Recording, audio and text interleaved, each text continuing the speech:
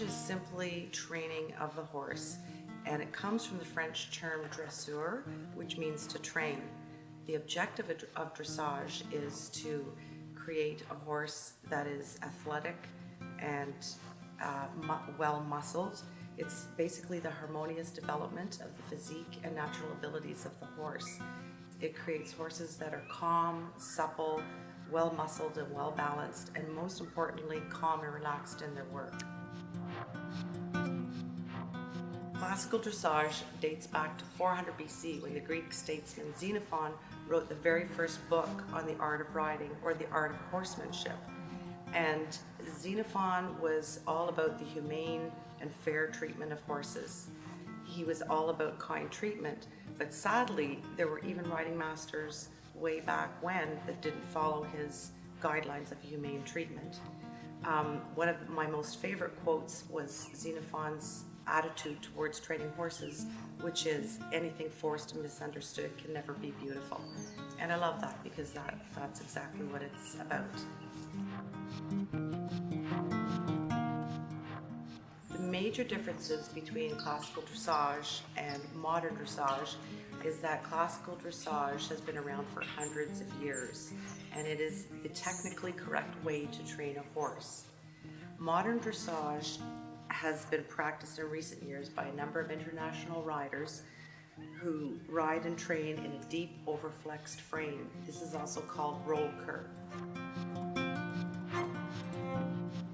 Modern dressage has proven to be detrimental to the physical and mental well-being of the horse. The problem with deep riding or modern dressage is that the horse's outline or frame is overflexed and overbent.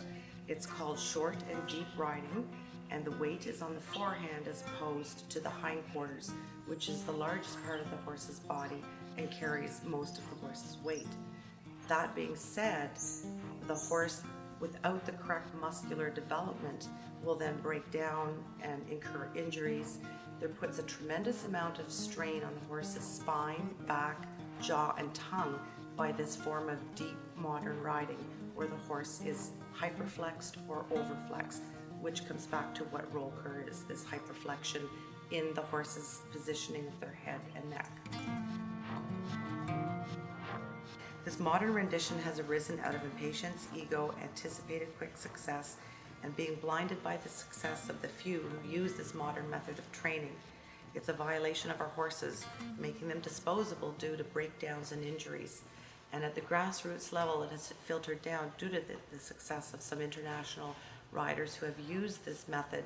And at the grassroots level, people are using it without realizing the consequences of not adhering to the classical dressage principles. Coaches need to ensure that they don't resort to quick fixes, and standards of certification for coaches and judges can certainly always be improved. The goal is to have classical dressage as the only way to train a horse, as it's the only way to preserve the nature and beauty and spirit of the horse.